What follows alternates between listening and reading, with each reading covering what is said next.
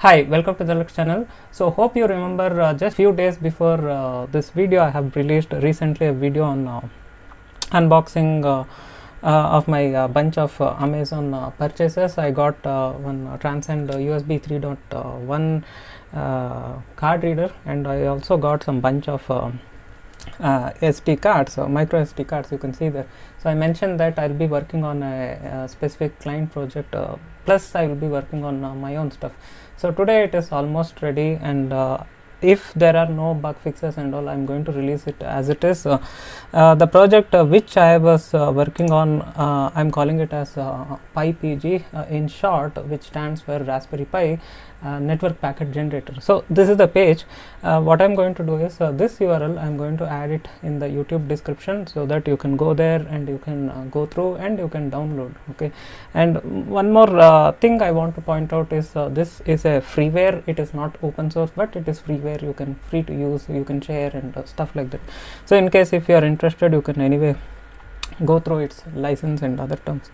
But that's about it. I mentioned that version 1.1025, but I may do, if I have a much newer version, I may replace this by the time you get this video published and you go to this link and download. Okay, so this is already a bit old, so I may be doing already some couple of updates. Okay, so this is what it is. So what I have in my desk is the same I have installed. I don't have this Raspberry Pi with that heatsink attached. Since it is not attached with any heatsink, it is getting little warm. Okay, I just kept this makeshift fan so that it can kind of cool it down. So what I can do is I can just quickly walk through that. So like I mentioned, it is a packet generation tool. You can use it like as a very basic primitive version of Ixia. Okay, not to be compared with any professional packet generation tools to generate packets in wire speed and various other things. There are a lot of criteria is involved. It is not a joke. But having said, this is lot more enough if you want to do some sort of a debugging. If you're like I mentioned, see, this is mainly meant for you can see there it is meant for network debugging, performance analytics or analysis. If anyone is doing any network admins, if you're finding some network issues, perhaps you can fire some test packets and then debug. Same way it is also good for students. If you are new to networking, you can learn a lot, because one thing you can do is you can go to Wireshark sample captures, Wireshark sample captures. You can find it in the website. Any type of sample capture you can download, and you can see there any type of sample capture, packet capture you can download, and you can open in Wireshark, and you can go through that, the headers and the fields and various other stuff. So this way it's a great way to learn any protocol. So you can do that, but you can use the PiPG Raspberry Pi packet generator, and then you can also send custom packets and stuff, and also it can be used for network R&D, protocol analysis and study, and I mentioned as network software development, compliance testing. See, this is something, it is work in progress. Sometimes we can have these type of packet generators. If you are writing any custom packet parsers and stuff like that, you can use a tool like this to do some compliance testing and all, because you write the parsers and you write your network stack. You can get these sample packets and see that how your network stack is processing the packets. So you can use it as a compliance testing tool. Okay, of course with conditions apply, because this is quite primitive, so I don't want to claim yet it is even suitable for that. And apart from that, of course, it can be used for any ethical hackers. You can send some data, you can try, I don't say DOS attacks because the bandwidth is not sufficient, but still you can send some data. If you have any capture tools, if you have any firewalls, UTMs and stuff, you are doing some data collection and stuff, you can send this type of packets. Sometimes you can send any bogus packets, malicious packets, and you can fabricate any type of packet, and then you can see their network activity. Okay, so you can do that. So it is quite useful for them as well. So that's the whole point of any packet generator. So other than that, in terms of features, you can generate various layer 2 slow protocols, because that's what I initially thought, let me prioritize doing all that features. other than that you can send some sample of each type of routing protocol. So this is still a work in progress. So you can generally send a RIP v1 v2 IGMP v1 v2 and OSPF and stuff. So like I listed down there, some of these are Cisco proprietary.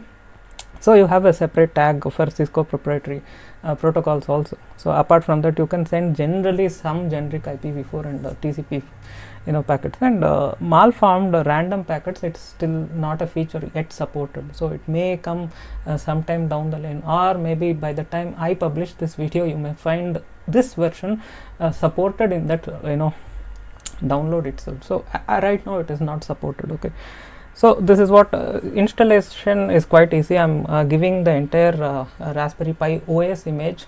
I'm not interested to give any setup scripts or some sort of tar balls you extract and then you install and stuff. I'm not a big fan of all that kind of stuff. So it is already, you get a pre-installed image, you download the image, the zip file or tar ball, you untar it and then you can just flash it on your memory card. I'm doing on a 8 GB card. Unfortunately, if I don't do the extraction, you can of course disable the extraction of OS image and stuff. So if I don't do that, the 4 GB whatever it is, the Raspberry Pi OS which it came is not sufficient by the time you install any updates. So unfortunately I need to do that operation, so it expands to the whole 8 GB. So I have another alternate 8 GB drive, I can test it. Okay, so this is how is my workflow.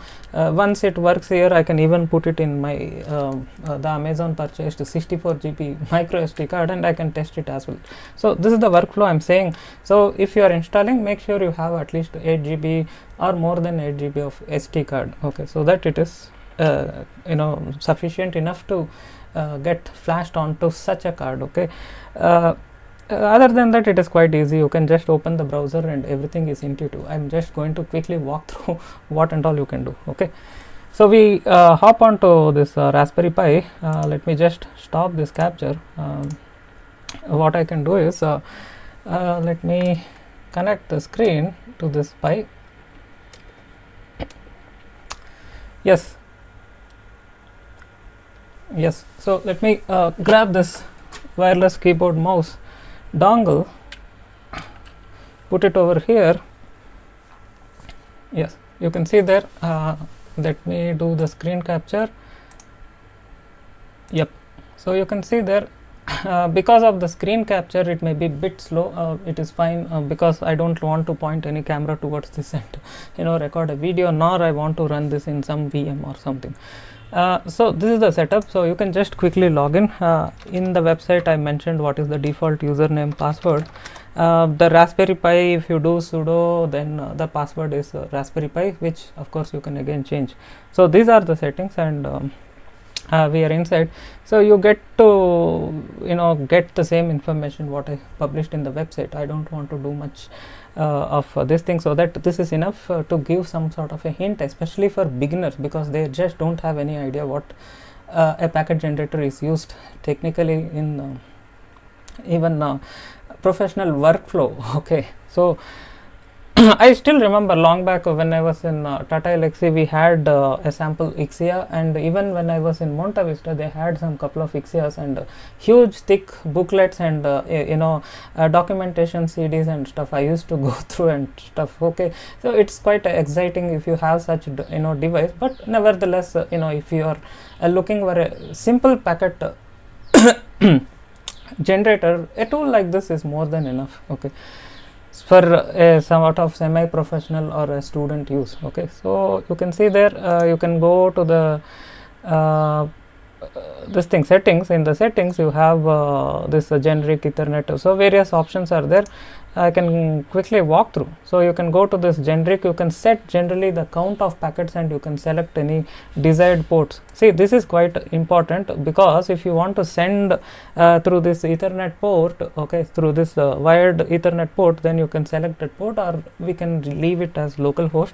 As of now, for this video purpose, I leave it for localhost, but in a real lab situation you can point it to this ETH0. so that the packets will go through the wire, and make sure that wherever you are testing the other remote device is you enable the promiscuous mode. If you are sending some sort of bogus frames or non-unicast frames and stuff, of course that's why you need to enable the promiscuous mode. So that's what is the thing.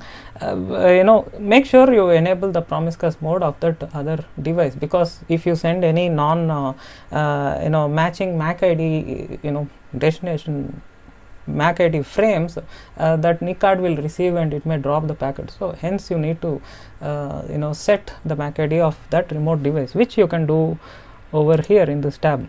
So you can do it in the Ethernet tab. So you can see there, you can set it the MAC ID which it matches. In case, suppose if I want to send packets from the Raspberry Pi to my PC, then I need to grab the MAC ID of the PC NIC card and I need to set it over here. So that's the intention.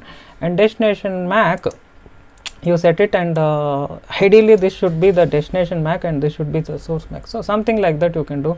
You can see there, if I do if config, this is the MAC ID of Raspberry Pi itself. So even you can set this as the source MAC, right? So we can flip this setting, the source MAC, we put it over here and let us save. You can see there now both source and destination MAC are the same, which is not actually what I mean, it is not compliant.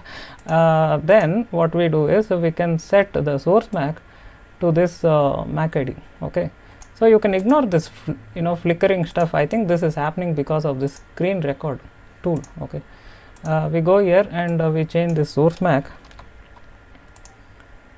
and it should change, right? So you can see there, so source MAC is Raspberry Pi NIC card or Ethernet interface. The destination is that, but all it makes sense only if you use the port as that respective port. If you use any if you use any local host or loopback port, then it doesn't make any sense, because it is going to be internally sending the frames. Okay, so it's, if you are very new to networking, you need to learn so many things even to understand. I'm generally saying, if you are fine with that, I'm generally saying this is what is the thing. One more thing is, like I mentioned in the intro, the interesting aspect is we can use any physical network ports or any virtual ports. Like one among the virtual port itself is loopback port, or you can use TAPs, you can use bridge, you can use bonded interface, you can use anything like that, which is a kernel generated virtual ports, including if you have any setup like namespaces or some sort of containers and stuff like that. Of course you can kind of make use of that. Okay, so you can set any type of ports. Right, so coming back, you can see I have this IPv4 settings. These are generic settings. This is not I mean, this can be overruled in case if you are sending any specific IPv4 multicast and stuff, which often happens if you send any routing protocol packets. Same way, no matter what layer to header settings you do here, including this type or length, whatever it is, I have set it, the default type is corresponds to IPv4 header. You can see that 0800 in hexadecimal.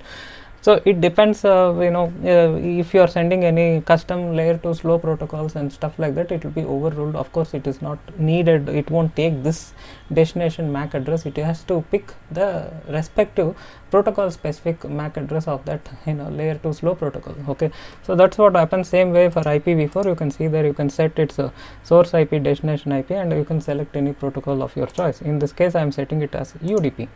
Okay, so down the lane you may get even SCMP and SCTP, I'm sorry, SCTP as well, ICMP and stuff like that. So, okay, and apart from that, we can go to the main packet generation stuff. So any of this, if you do send packet, it will just fire a test packet. So we can do one thing, we can run Wireshark. By the way, Wireshark and Veeam and a few other tools, it will come pre-installed. So the moment you burn it, moment you flash it on your micro SD card, you should get it pre-installed. Okay, so let us try if Wireshark works fine, because I'm worried with this screen capture and all this sort of overhead it is getting. So we pick a port. Wait a minute, I think I have not done sudo, so it is not allowing me. to capture the ports, sudo wireshark. So let us try again. Yes, so this time you should able to pick any ports which you are interested. See, what I can do is, instead of getting this confusion, I can point it towards the port, wired port itself, because if I do localhost, there will be lot of processing overhead it will be, because this interface itself is a local host, so it will capture all these HTTP packets, as well it has to capture those PiPG generated packets. Hence I am pointing to each 0, which is the wired port, so that we don't get too many packets over here. Okay, since we are already bottlenecked with this screen record tool. Okay, so we go back, and what we do is we can send some test layer 2 slow protocols. You can see there you have STP, OAM, LACP, and Ethernet, this extensible authentication protocol and stuff. So each one I have just documented the RFC or IEEE standard, so you can of course get some minimal help over here.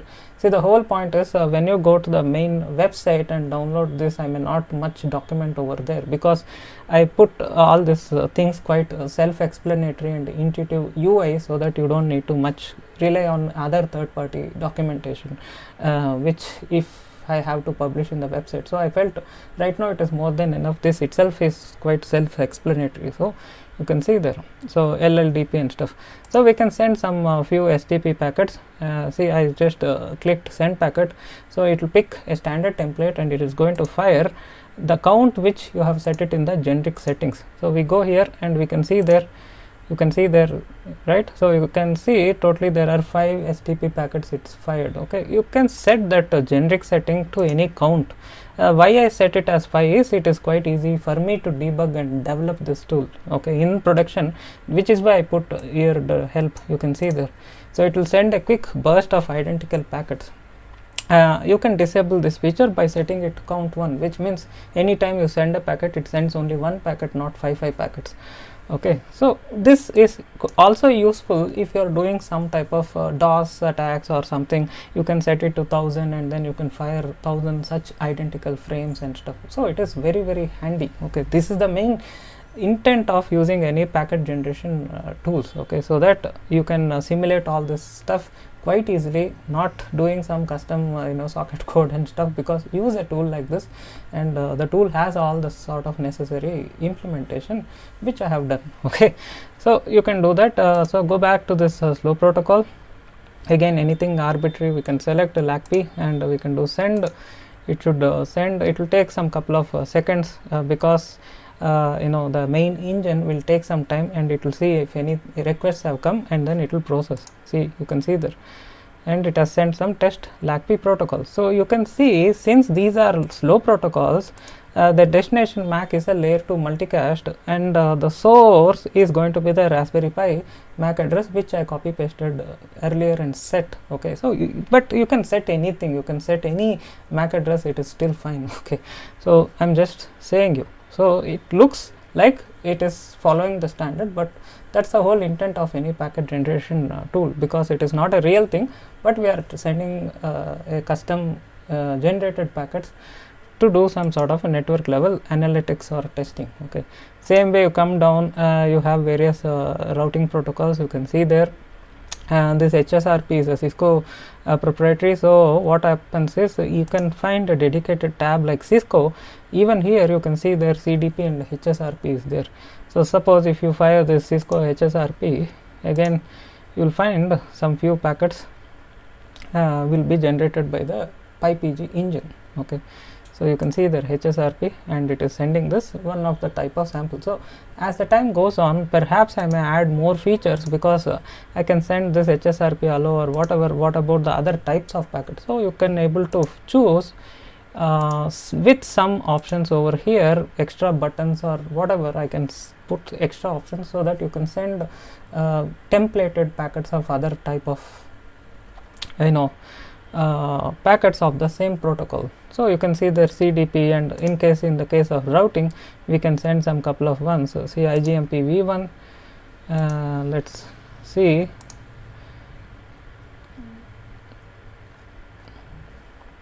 Yep, so IGMP v1, and we can try this IGMP v2 and we see if it generates.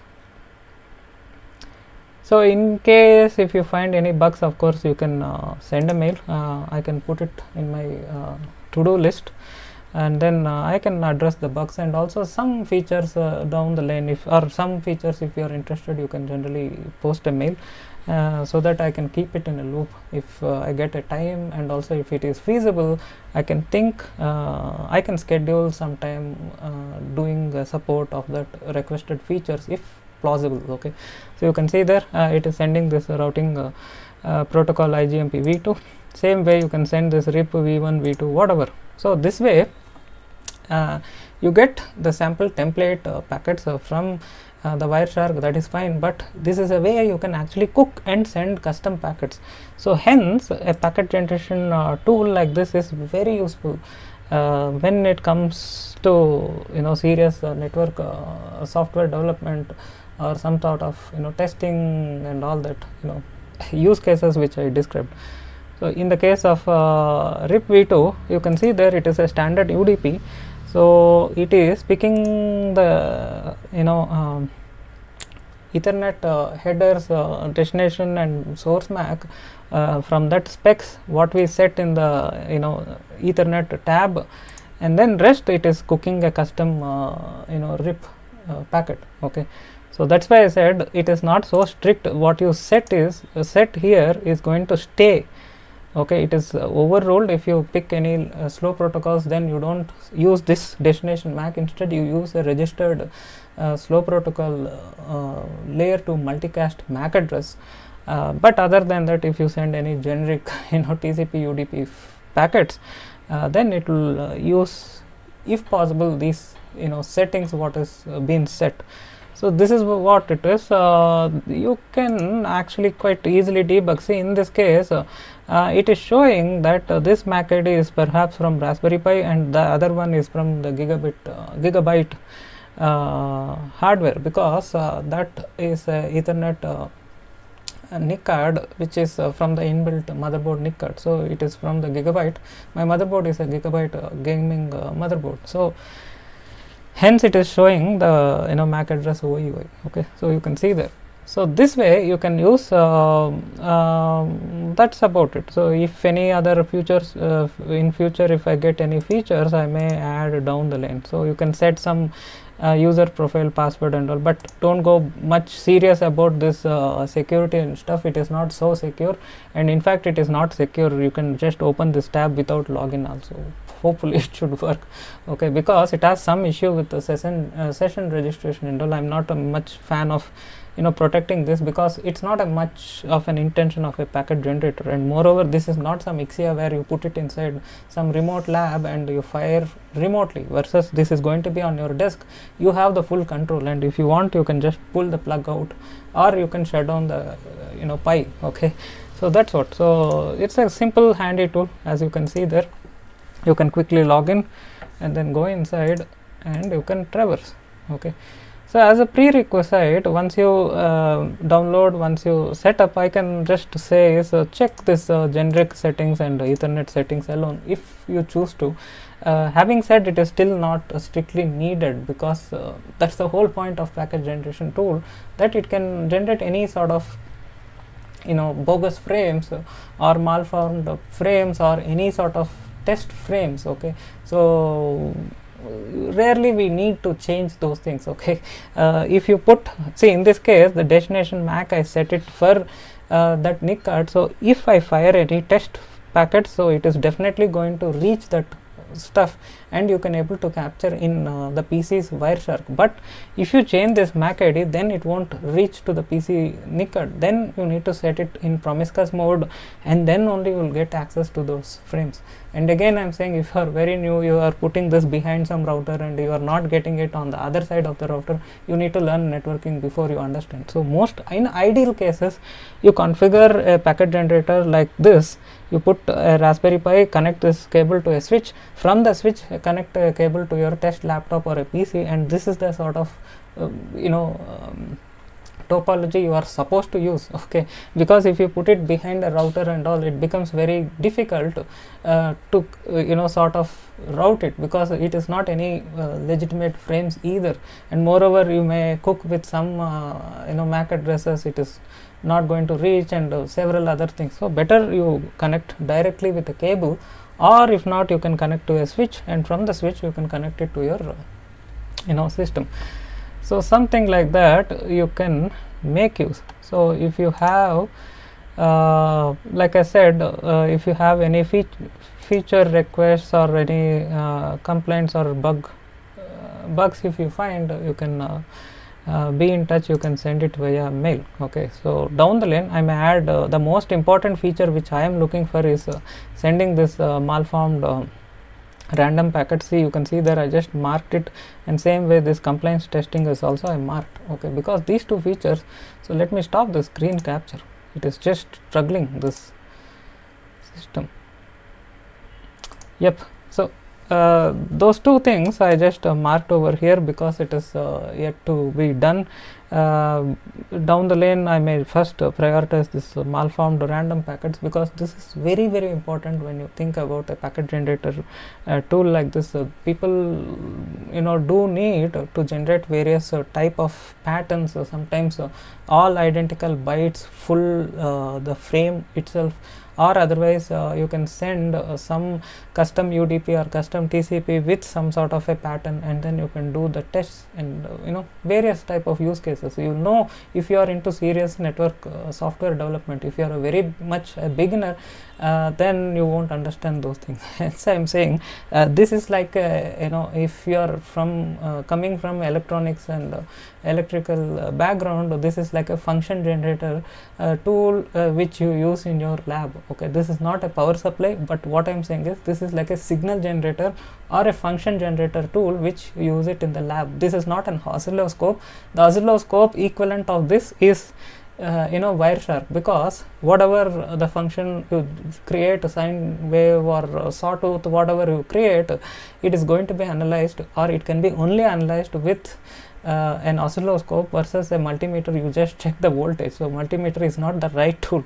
So this is like a function generator equivalent for network software development. So hope you enjoyed the show. If you have anything to discuss, or like I said, feature requests or bug fixes, you can be in touch. There is nothing much to it beyond this in terms of installation. You just download the image. It is not open source, so there's no question of requesting a source code. I may sometime down the lane plan for x86 release, but right now I feel let me focus on Raspberry Pi and work on that, because we have now an identical hardware.